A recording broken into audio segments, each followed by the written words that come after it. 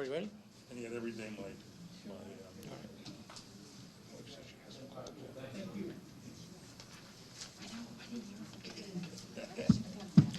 All right, good evening, welcome. We're going to call this August 24th meeting of the School Board Directors to order, and we'll get started with our Pledge of Allegiance. I pledge allegiance to the flag of the United States of America and to the republic for which it stands, one nation, under God, indivisible, with liberty and justice for all.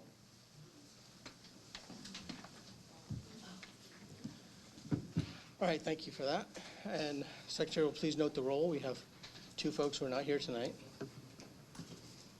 And as far as an executive session, we had an executive session on April 12th for personnel and safety, and again just now on the 24th for personnel and safety. So a couple of meetings there. Normally this is the time when we do public comment. I think I have an inside track into what most of the public comment is going to be about tonight. And we have had further discussions on both the health and safety plan and testing as a part of that, and what the masking looks like, all right? And what are the requirements? Because I know there's been a lot of confusion, and people have asked questions, and maybe they don't quite understand them. So Dr. Finnerty has put together a presentation on, like a flow chart of if this, then that, and this, that, and how that works. And I think that'll be a good introduction to the discussion, and then we'll talk about that. And then, because it's a new agenda item, we will then go into public comment, all right? Because otherwise, you'd all have to wait till the end of the meeting to get out what you want to say. So I hope you understand why I'm doing it and what I'm doing. And with that, Dr. Finnerty. Thank you, sir.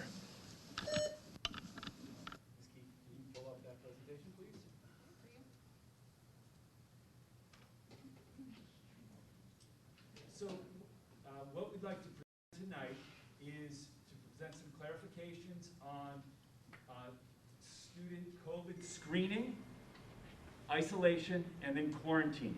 And this is all based on the Montgomery County Office of Public Health plan, which is the basis for our plan. And this will be posted to our, this will be available on our website. I do see some people taking pictures of this. So, first, self-screening. So self-screening, when we talk about screening, screening is the student is at home and experiencing symptoms. So this is, the screening piece is, do I send my child to school or not? So the guidance is, if your child is experiencing two or more of these ones on the right, which are fever, chills, fatigue, body ache, headache, sore throat, congestion, runny nose, nausea, vomiting, diarrhea, or any one of the following, that's on this side, cough, shortness of breath, difficulty breathing, new loss of taste or smell, then in that screening process, don't send your child to school. The recommendation is that the child gets tested for COVID-19, and if it's a negative PCR test, a negative COVID test, or there's a doctor's note showing that the child has something else, not COVID, something else, that is causing those conditions, then after 24 hours with no fever and improved breathing, the child can come back to school. So that's the big screening piece. If it's positive or there's no test, it's 24 hours with no fever, improvement in symptoms, and 10 days since symptoms started. So one of the themes that you're going to hear, and if you've talked to me or if we've exchanged emails, our goal is 180 days in person and to host and participate in every game, activity, contest that we have scheduled. So that's what we're looking at. So in this case, if there was a positive or refused to get tested, that could be a 10-day exclusion. The next piece is isolation. So isolation refers to when we have a positive COVID test. So again, there are two boxes here with symptoms. So they can return to school after 10 days since symptoms started, and improvement in symptoms, and 24 hours and no fever. So that all three of those things have to be true before a child can return to school. Without symptoms, the child can return to school 10 days after the positive test. If symptoms appear, then you have to go right back into the with symptoms protocol. And then it has to be 10 days since symptoms started. Improvement in the symptoms in 24 hours with no fever. So this could actually be more than a 10-day exclusion. Quarantining. Quarantining refers to all the incidents where a student or a staff member is identified as a close contact of someone else who has tested positive for COVID. So close contacts generally are anyone within 6 feet for 15 consecutive minutes of a positive COVID case. Now there's also the household contact. So if you live in a house with someone that tests positive for COVID, that would be a household contact. So again, with symptoms, that is 10 days. The student can return to school after 10 days since the symptoms started, improvement, and 24 hours with no fever. Without symptoms and unvaccinated. You can return to school 10 days after exposure or 7 days after exposure with a negative COVID test on any day after day 5. Okay, so we can welcome you back a little sooner if you get the negative COVID result. Okay? Now that leads us to the exceptions. So there are exceptions to us having to exclude students. The first one, if you're vaccinated and asymptomatic, so no symptoms and you're fully vaccinated, you are not a close contact, no quarantine. What the recommendation is, do get a test after day 3, really in the day 3 to 5, and you should wear a mask. The recommendation is to wear a mask for those 14 days or until you get the negative COVID test. But we don't have to exclude you, okay? Which is huge. The next piece is the masked and distancing. Now this is only true for students, not adults. If 2 students or a group of students are within, or have at least 3 feet of distancing and they're wearing masks, so all the students have to be wearing masks. If someone tests positive, if everyone was wearing masks and having 3 feet of distance, we do not have to categorize the other children as close contacts, and there's no exclusion, there's no quarantine. Now, the student that has COVID, yes, we're going to have to report that case and send that student home, and that student will go through the isolation piece. But we don't, we have this ability to not exclude other kids. The other piece of that is, now let me back up and specify. I did say this is only for students. It's also only true if everybody's masking. So if kids are masking and some of them aren't, and we have a positive case, whoever wasn't masking is a close contact. Well, let me be real clear. That was unclear. If there are 3 kids, and one kid is unmasked, the other 2 are masked, and they're maintaining the 3 foot of distance, if the kid who is unmasked gets COVID, everybody's a close contact and everybody's out. Everybody has to be isolated. If the kid who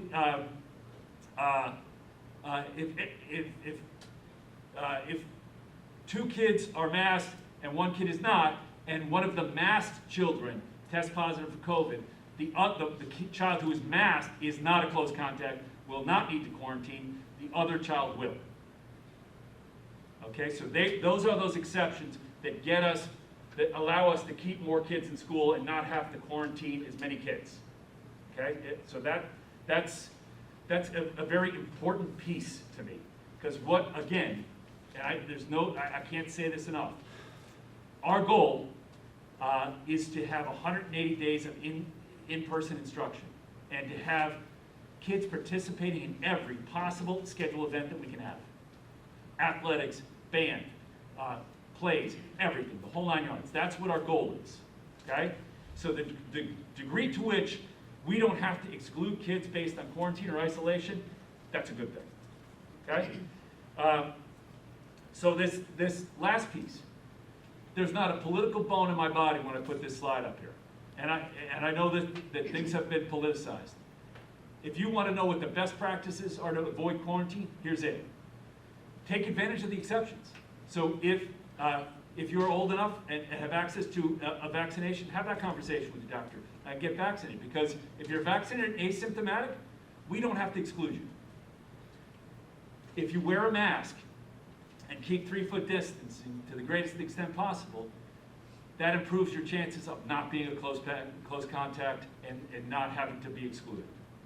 So that is what I hope is a more clear explanation of the document that's been out there for Montgomery County Office of Public Health, the masking and exclusion piece. Any questions from the board on that piece? I do have one, yeah, I'm sorry. Just clarify for me again, if all the students are masked and one of them is unvaccinated and he's COVID positive, then everybody's quarantined? Is that what you said? Yeah, the COVID student must be masked. So to take advantage of that exception. If the COVID student is unmasked, that exception doesn't exist. Unmasked. The question was, if all three are masked. If all three are masked, Okay. and the COVID positive student was not vaccinated, And so if they were masked and they maintained 3 feet of distance, the masked and distancing exception would apply, and the student with COVID would have to be excluded, would have to be isolated, but no other students would have to be excluded as close contacts. so the key thing is masking, not vaccination. So the masking saves 2 kids from having to be excluded, yes. Okay. Wanted to get that clear. All right. Anybody else have questions? Okay, that is my report. Okay. So with that, let's just jump right into this because, nothing like ripping the Band-Aid off. All right. So we're going to propose a modification to the health and safety plan along with these. And I'm going to make the motion so that, 'cause I have a pretty good idea of what I want it to be, and we'll talk about it. And if it needs modified, we'll need modified. And then we'll get a second, hopefully, and then we'll have a discussion, and then we'll open it up for public comment. So that's how this is going to roll. Are you going to open up for public comment for everything at that time, or just that issue? We'll open up for everything at that time. All right? Okay. So the proposed amendment to the health and safety plan is that for the first month of school, defined as the time between August the 30th, here, let me help you. Third one's the charm. My one's a charm. From the first day of school until the board meeting in September, the second board meeting in September, all students will be masked in school, K through 12. The second board meeting in September, we will look at the results, we'll see what has happened, how this has worked, and we will reassess.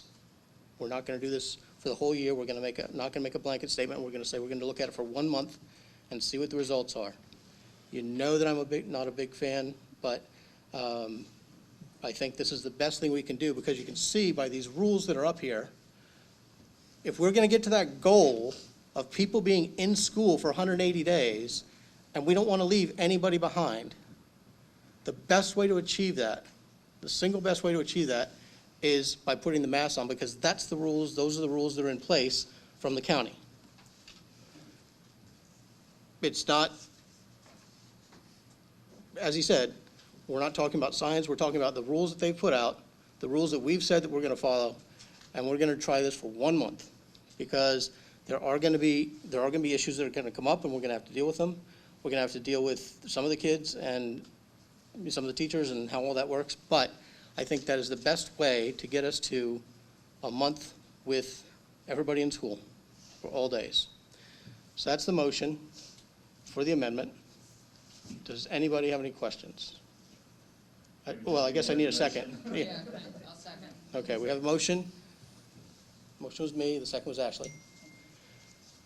So, any questions from the board members? Actually, just the way you worded it, we're going to be masking for the first 30 days or to the second board meeting in September. The second board meeting is when we're going to reassess, but it's going to be for the first 30 days of school? No, we're going to mask up to the second board meeting, then we'll reevaluate, make a decision whether to keep doing it after that. Okay. Okay. I just want to make sure it was clear, that's all. So. Are there any other questions? All right.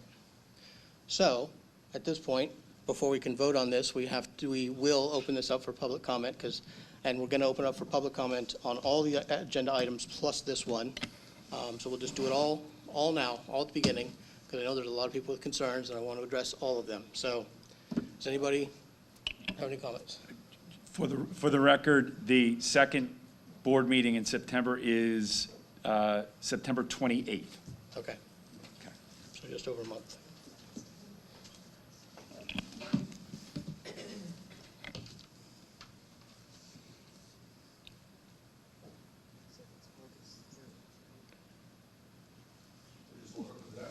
Please.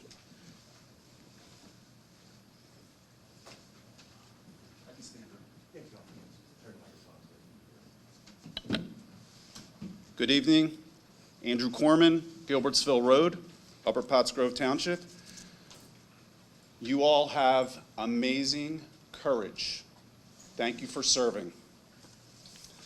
I had prepared my comments this evening centered around Project ACE. And I don't know if my time is limited to 2 minutes. So I'm just going to read through this. Will I have an opportunity at the end to add any additional comments? Yeah. How do Look, the we don't rules want to be apply? draconian here, but your 2 minutes is starting to run, so it's 2 minutes, so. Well, I haven't we'll even give it- started yet. We'll give you a break here. The Project ACE IT community shares a common belief that adding routine school-based COVID testing to existing infection control measures can help maintain a safe, healthy environment for in-person learning by reducing opportunities for transmission while minimizing unnecessary prolonged school absences. The introduction of COVID-19 vaccines for school-aged children, 12 and over, are yet another measure of protection.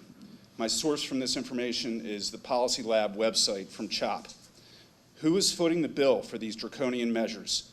If you continue to recommend this program, you will never relinquish it. A little over an hour west from here in nearby Lancaster County, the Amish community is not running around with their hair on fire over this virus. Rhetorical question. Why doesn't the Policy Lab mention anything about natural immunity?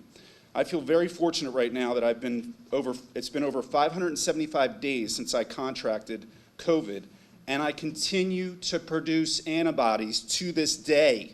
I was just tested last week. Regarding Binax Now testing from Abbott Labs, which is part of this Project ACE, are you aware that demand for the home test kits plummeted so much that Abbott not only has destroyed many of the kits because they have a shelf life, they've also laid off 400 people at a plant in Maine. By the way, if you had purchased 100 shares of Abbott 1 year ago and sold it today, you'd make $1,500. Pfizer, 1,000. J&J, 1,000. Moderna, 32,000. In early March 2020, we were told 15 days to flatten the curve. Then we were told to be socially distant. Then we were told to mask up. When does it stop? Subtle coercion is still coercion in my book. All this for a disease that has a 99.8+% survivability. Sorry, mister. We've all been a part of an experiment on a grand scale. I'm almost done. Okay. Some would even call it a medical experiment by having to cover our faces. This 100% goes against the Nuremberg Code. I have a copy for anyone who wishes to have one.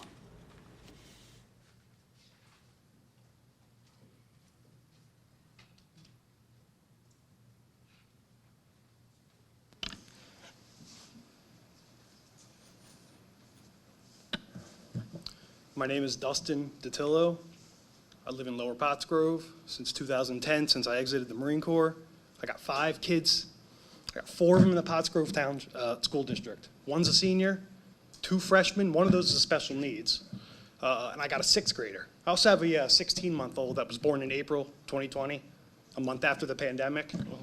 All my kids, all summer long, we've been to the beach, we've been to the boardwalk, we've been to Dorney Park, we've been to Hershey Park. They've been playing rec league basketball, rec league hockey. We've been playing in tournaments in New Jersey with teams in Massachusetts, New Jersey, New York, Pittsburgh. We've been staying in hotels. You know what we haven't been doing? Wearing a mask. And now I'm supposed to tell my kids to come back and act and pretend like COVID is a dangerous killer. It's not, guys. There's 75 million children in America under 18. Do you know how many have died from COVID in 18 months as of the CDC numbers? Anybody? 361. More died of the swine flu in 2009 in one flu season. We didn't shut anything down. We didn't mask anybody up. The 2017 flu season, you know how severe that was, guys? Anybody? No. No. Now, my grandparents were in a long-term care facility. We could not visit them that entire flu season. They were stuck in their bedroom. Do you guys know that? The flu season was that bad that year. If you were 65 and older and you caught that flu strain, it's 100% mortality rate. Check me on it. Check me on it. We didn't shut anything down. No one wore a mask. I don't know how we got here. I honestly have never thought I'd have to come to a school board meeting. And if I did, I thought it would be about which math curriculum we should institute. Not wearing a mask, guys, come on. And you know what, real quick, I'm almost done. I've gone to the orientation for high school. I've gone to the mandatory parent meeting for athletics. Every teacher that got up there and took a mask off, crumpled it up with their hands and put it in their pocket. I've seen all of you guys. Sorry, ma'am, I'm not putting you out, but you pulled up your mask to cough earlier. You guys have all touched your mask. I've seen you. You're touching your mask. You touched everything in here. You've touched your hands. You've shaken your hands. You've touched the keyboards, door handles, and you touched your mask. But you want the kids to wear the mask the right way. And you're not even wearing them the right way. Thank you.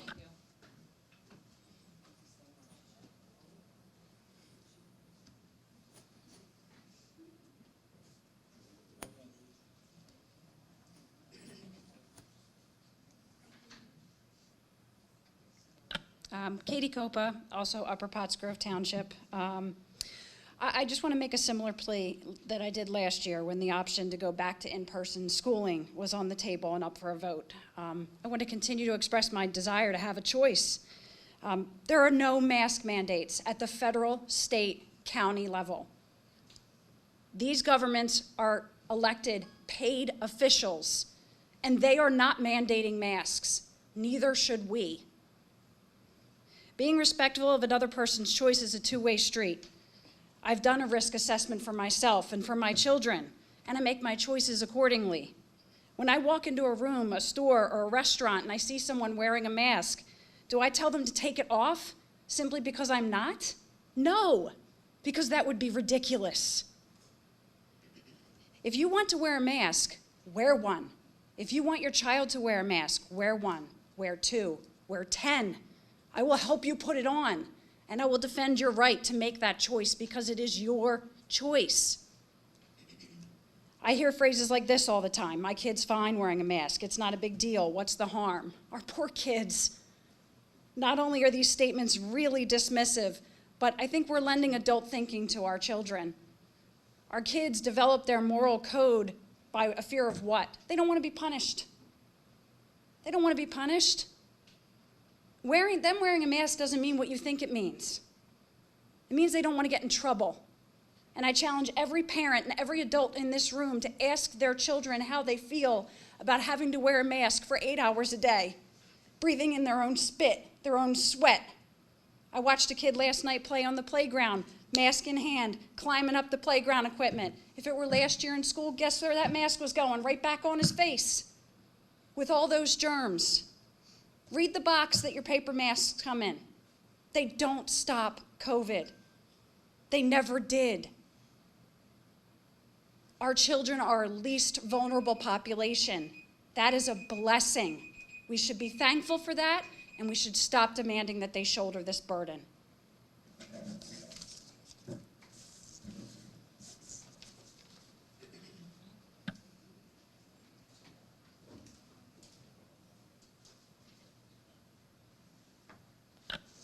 Hi, good evening. My name is Brittany Bradley. I am from Lower Pottsgrove. I am a registered nurse. I have my bachelor's of science in nursing. For 16 years, I've worked as a school nurse. I have 3 kids, 2 of which are in Pottsgrove School District right now, one going into 3rd grade, one going into 6th grade. And I just want to advocate for our kids. They should not have to be wearing masks 8 hours a day. I also have watched everyone up here touching their mask, pulling it aside because you're uncomfortable. It is hard for our kids to have to do that. And for what? COVID is not being spread through kids. The transmission rate is so low. In other countries across Europe, they are not mandating masks and they are not having increased spread of COVID. I worry for our kids. They can't see each other's facial expressions. They aren't growing socially when they're not able to look at each other and see fear in someone's eyes or, emotions through other individuals. A teacher can't see if a student is having an allergic reaction. That happened in Boyertown. Someone had a peanut allergy. The teacher did not know because we can't see our kids' faces.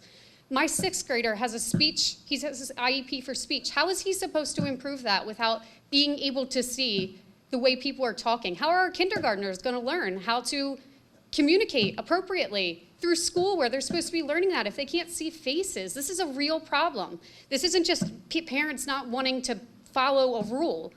This is the kids also, they're breathing in hot air that they've been breathing out all day that's moist and warm and a perfect environment for viruses and bacteria to grow.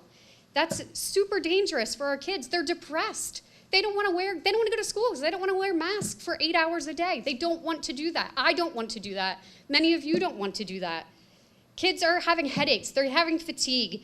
They're having acne and skin issues from these masks. There's dental issues from having this. This isn't just, a parent needs to be able to make the decision for their child because we know them best. And I ask that you give us that right, please.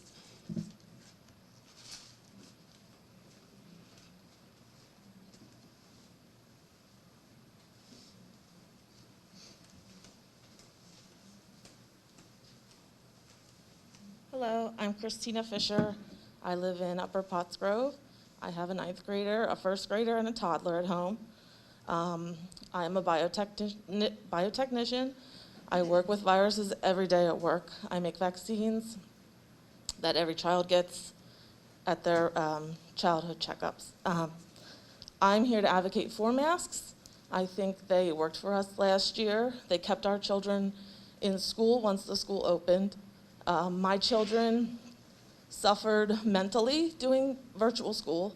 My child with great grades, her grades dropped. My kindergarten, I battled with him to keep him on Zoom. They thrive in the classroom, and that is what I want for them. I want to keep the kids in the school. And I think the best way to keep the school open is for the kids to wear masks. I think you may think that strongly recommending masks may mean most people will wear them, and students, but I don't think that's the case, and I have 2 examples of why. My 9th grader came to 9th grade orientation, and her and 2 other students were wearing masks that day. And she also tried out for a fall sport, and she was the only student in indoor practice or tryouts wearing a mask that day. So I think strongly recommending them doesn't mean the majority will. I think we should listen to the American Academy of Pediatrics and their recommendation for universal indoor masking. I think they have one goal in mind, and that is to keep children safe, and that is what we should be doing also. So I just wanted to be a parent who speaks up and is for masks. Thank you.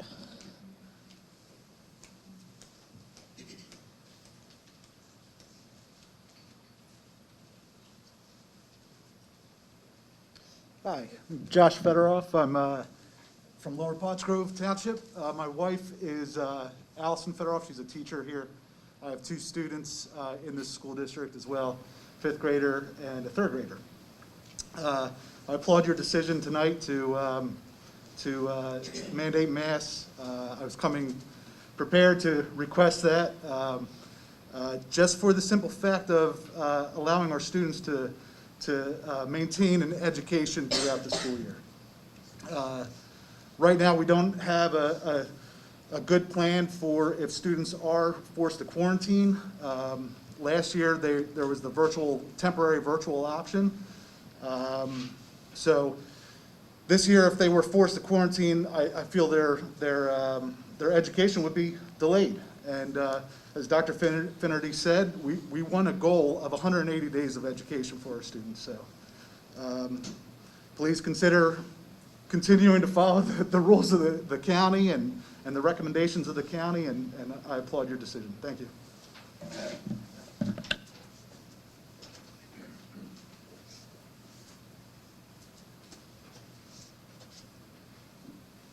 Is there anybody else that'd like to speak? Okay. Any comments from anybody on the board? I'd just like to make this one maybe bit of explanation so that people understand why we're making this change. And it comes down to this. We have been fighting this battle for well over a year and a half now. And from the very beginning, everything was you must and you shall. I sat here and said on March the 12th of 2020 that we're not closing. We are going to keep going. We're going to stay open because the science says low transmission among the children and all of that stuff. 2 days later, the governor took that away from us and closed the schools. What we thought was going to be a couple of days turned into the rest of the, basically the rest of the year. And we had to invent on the fly remote teaching. We didn't have computers for every child. We didn't have hotspots for every child. We didn't have curriculum for these classes to be done, but it was basically imposed on us by the governor. So from that low point, we got back to last year. We still had a lot of people that were very apprehensive. There was no vaccine at the time when we started school last year. There was a lot of confusion, a lot of concern, a lot of fear. And the vote was taken that we were not going to start hybrid. We were going to start fully remote. Over the course of the year, by the time we got to November, we were able to, in October, we started to bring in some of our special needs students and start seeing them again face to face. And we started to bring in the rest of the school as the year went by on the hybrid education. We here know, and all the educators know, remote learning and hybrid learning was not in the best interests of our students for their education. We want our students back in school for 180 days this year. All of our students. So we're going to run this, what I would term as an experiment, for a month. And we'll see what the results are. If we get just as many kids that were sick and out and whatever, we know that there's not a huge benefit to the mass. If the instances drop, we're going to be able to re-examine it. But we have to bring along the people who are truly afraid, the people that are concerned for their kids, concerned for their families, and not everybody's moving at the same speed. Some of us believe, as was pointed out by a couple of our guys, lots of people believe that the masks don't do anything. And there's other people that believe that it is lifesaver. It's like that epinephrine shot for somebody having anaphylactic shock. Those are extremes. I'm not going to bring those people together. I can't bring those people to the same piece of ground.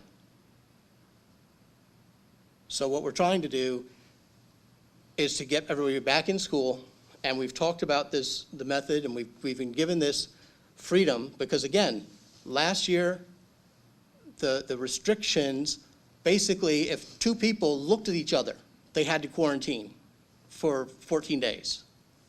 It made it a practical impossibility to do in-person teaching. We have a lot more flexibility now, And the only caveat that they're putting on us, the main thing that's making that work is they want you to have masks on. And then we get to keep kids in school. That's my goal. That's why I'm going to vote for this. I'm not a big believer in the masks, as you may know, but that's how I keep kids in school. And that, delivering education, is my job, and that's why I'm going to vote for this. All right, so I don't want there to be any confusion about how we got here or why we're voting the way we are. I'm voting the way I am. So if anybody else would like to add or disagree or clarify? If I could just make the clarification, because I didn't write it down, but I think it was intended. Is the motion expressly for indoor activities? Yes. Okay. So All right, are there any more questions? If not, all those in favor of amending the plan as noted, signify by saying aye. Aye. All those opposed, say no. No. All right. Very good. 6 maybe? 7-1? 7 oh. 6-1. 6-1. There's only 7 votes here. Right. So it's got it. All right.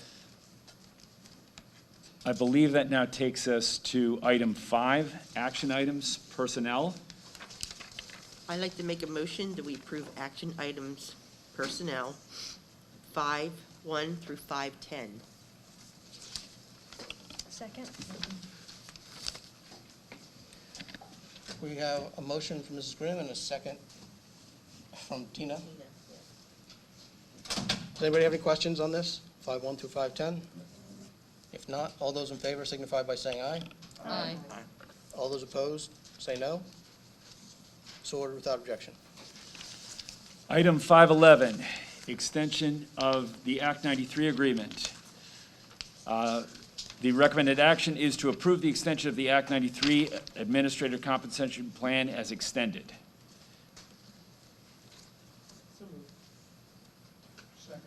We have a motion from Mrs. Grimm and a second from Dr. Nippert. Does anybody have any questions? If not, all those in favor signify by saying aye. Aye. All those opposed say no. So ordered without objection. Item 6, we have a confidential agreement for one student. We are recommending approval of the confidential settlement agreement for one student as presented. Motion from Mrs. Grimm, second from Mrs. McIntyre. Does anybody have any questions? If not, all those in favor signify by saying aye. Aye. All those opposed say no. So ordered without objection.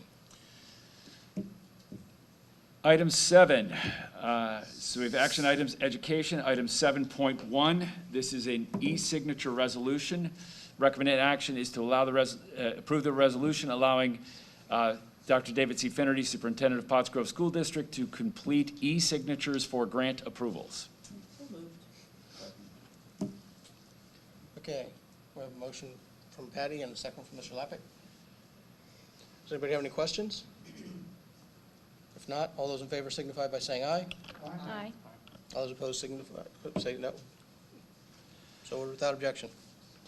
Item 7.2, NJROTC program with Owen J. Roberts School District. Recommended action is approval of the memorandum of understanding as presented. We have a motion from Mrs. Grimm and a second from Mr. Lappick. Does anybody have any questions on this motion? I have a comment. Okay. I just, this is regarding the NJROTC, or ROTC, I'm sorry. But I think this is just such a wonderful program that I really am so glad to see we're able to partner with ONJ. And I'm just proud of the students that are a part of this great program.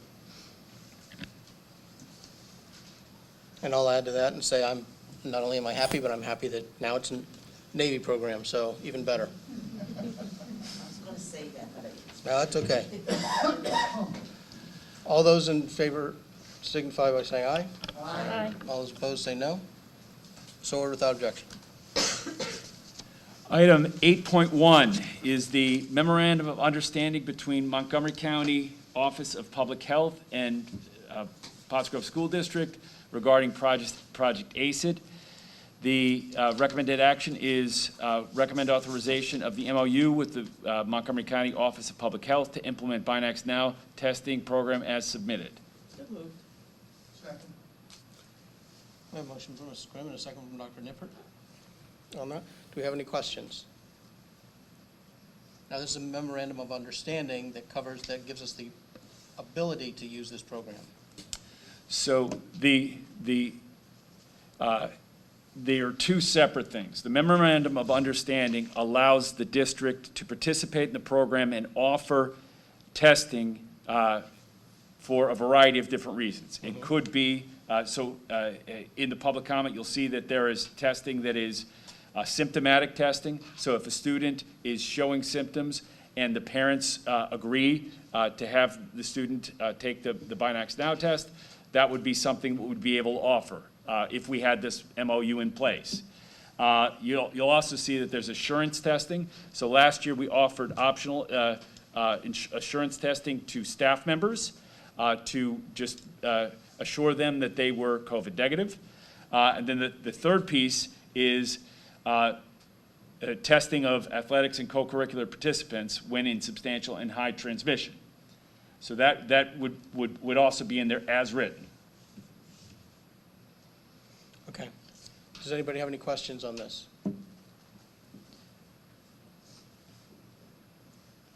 All right. If not, all those in favor signify by saying aye. Aye. All those opposed, say no. Thank you. So that brings us to new business. So does anybody have anybody else they want to bring up? Anything else at all? We'll start with you, Dr. Finnerty. Well, I would like to, and I don't know if you were going to say this, but I would like to officially welcome our junior board representative, and I'd like to let her have the microphone to introduce herself. So, Lily, please. Hi, my name's Lily Garrett, and I'm sorry I couldn't make it to the first board meeting. I was out of town. But I just want to say thank you, and I'm so grateful that I got this position to be a student board of representatives, and I'm happy to share my opinion with everyone. Thank you. Thank you very much. And welcome.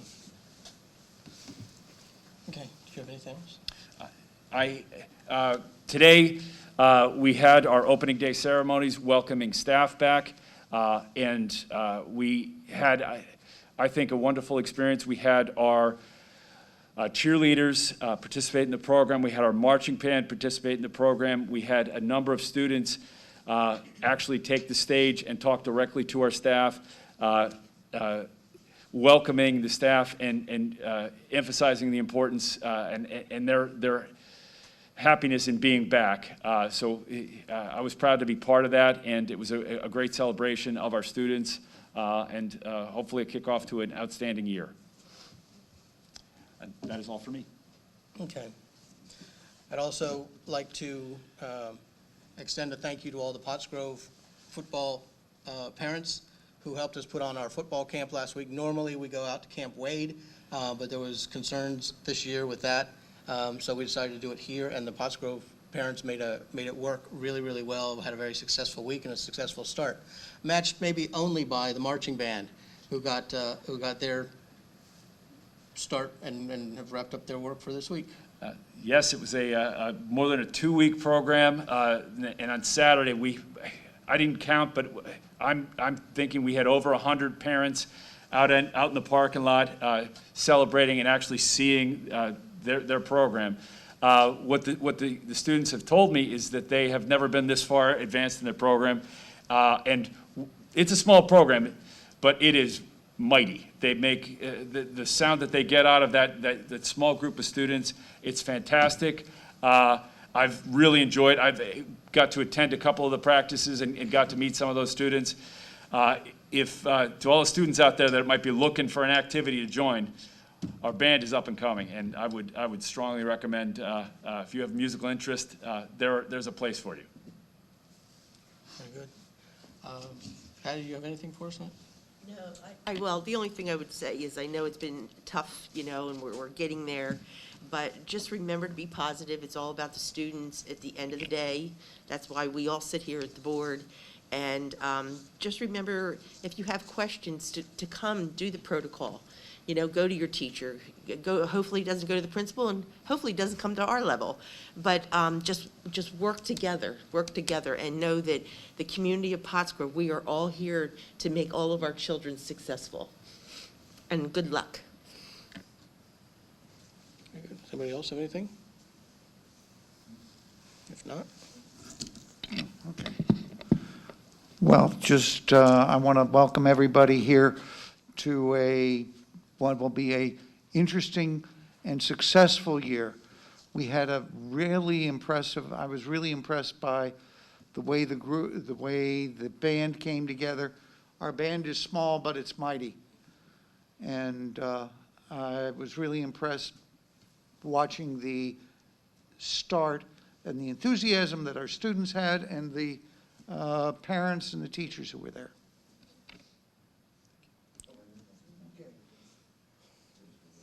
thanks very much. And all of this is a lot easier in person. It works so much better. The education, the instruction, the interaction, the learning, it all happens much better when it's face-to-face. And just can't say enough about that. So I think with that, we'll wrap up that and move on to public comment number 2. And this is open for any sort of public comment. And again, the rules basically are 2 minutes on any subject, and Mrs. Custer will keep the time on that.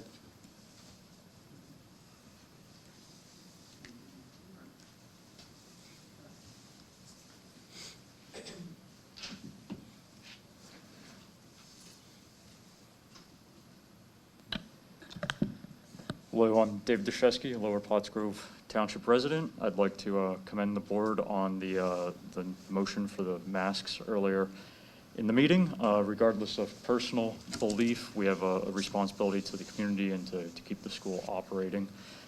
So thank you. There is one thing that I would like to bring to attention, though, with the CDC recommendation for distancing of 6 feet and the Montgomery and General School Safety Plan recommendation for, I think it was 3 feet where prohibited by space or generally greater. I was a bit concerned when I did the open house last night and saw the kindergarten rooms with kids who are obviously unvaccinated and not good at wearing masks. The desks are arranged in tight 4-packs of desks, all facing each other at about 3 or less feet together, extremely tight to each other. So obviously that goes against common sense. I'd like to see some changes. There was plenty of distance in the room to spread those out a little bit. There's no reason to have 4 kindergartners facing each other as close as you can possibly move the desks. So thank you. I hope someone takes some action on that before school starts. Thank you.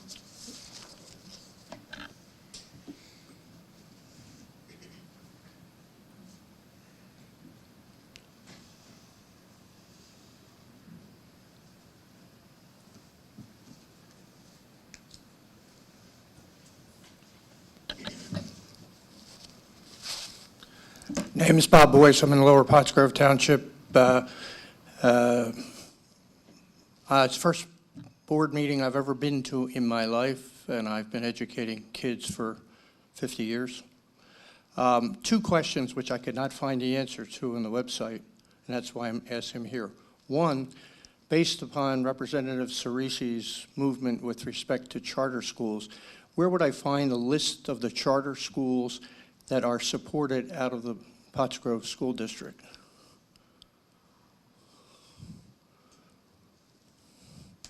I'd suggest Mr. Linky is the business manager for the district. Give his office a call tomorrow and they'll accommodate you. Okay. That's question 1. Next one is, I'll ask it and then just kind of go back to my seat. Do you have any place that I can look to see if the professional development for the students, for the teachers and the staff includes aspects of critical race theory? me answer? That question was brought up at the last board meeting. We do not teach critical race theory. Understood. I didn't ask about the students. What I asked about was professional development for the teachers and staff.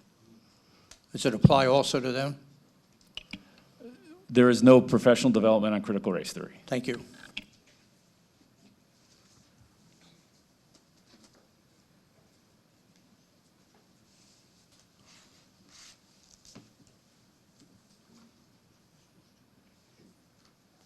So then, if our kids decide not to mask, what's the alternative?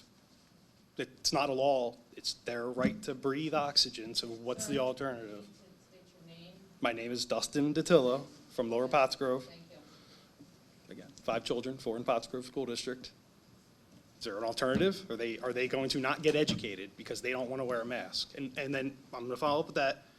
What's the litmus test? Your feelings? Like, where's the line? Because what if there's a bunch of cases, but it's because they have masks on and they're constantly touching their face, and you say, oh my God, look, there's a lot of cases. We have to continue masking. How about we do this? We leave it voluntary and we see if it's the masking kids that are getting it or the non-masking kids are getting it. And then we make a determination after 30 days. I mean, doesn't that not seem legitimate? We're not going to get a fair assessment if you mask every kid. And that's all I got to say. Actually, I don't. I work at the largest prison here in PA, largest prison. We have to get fitted for masks. I worked on the COVID ward. I was in about, 300 cells of gentlemen with COVID. We had to get fitted for masks. You know what only kind of mask we're approved to wear around COVID patients? N95. We had to get smoke inhalation testing. Cotton masks aren't allowed in my jail around COVID patients. Neither are neck gaiters because they don't work.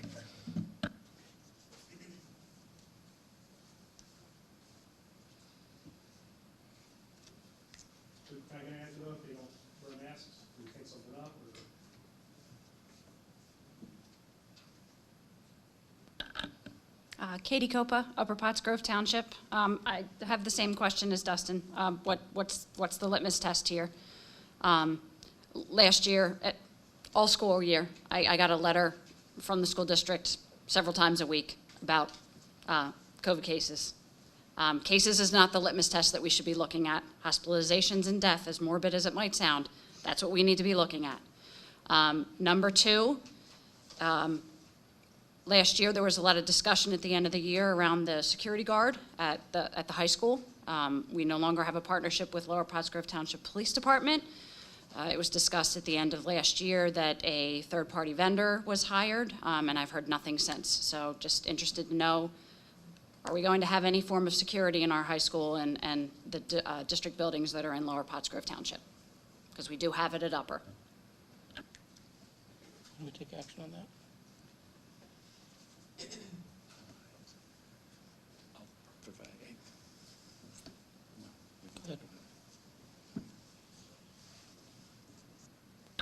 Okay to speak?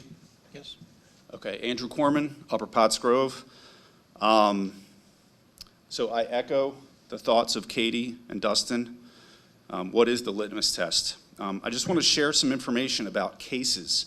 This is from around the world. So 2 months into Israel's reinstated mask mandate, cases are up 79,000%. Back on 1,000 or 7,900? 79,000. Okay. 79,000%. Back on July 29th, the CDC director said that masks could stop the Delta variant surge in 2 weeks. We're 6 weeks into the LA County's mask mandate. Cases are up 250%. South Korea continues to report record high COVID cases, even with a 99% mask compliance. But sure, experts, if we only wear masks, cases would never go up. So my comment, I guess question, if you will, is like, when does it stop? Where does it stop?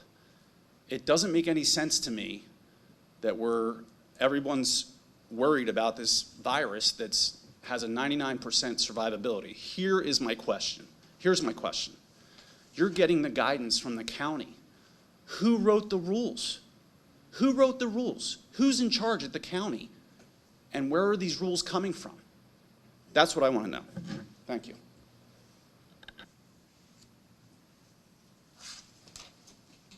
All right. Thanks, everyone. Yes, ma'am. Mr. President, Joe Zlomek, the Saratoga Post, 31 years of Pottsgrove resident, 2 Pottsgrove graduates. I'd like to know, please, what are the alternatives should a student decide not to come to school with a mask? Should a parent send a child to school without a mask? If a parent refuses to have his or her child masked, what are the alternatives there? As you know, and you've been here for many years, and I point this out frequently, this is not a question-answer period. This is public testimony is what it is under the code. So if you have comments and questions about enforcement and school policy, that's handled by the administration during the week, and certainly I'm sure the administration is pleased, and the building principals and administrators will answer questions. But this is not a Q&A. Thank you, Mr. Solicitor.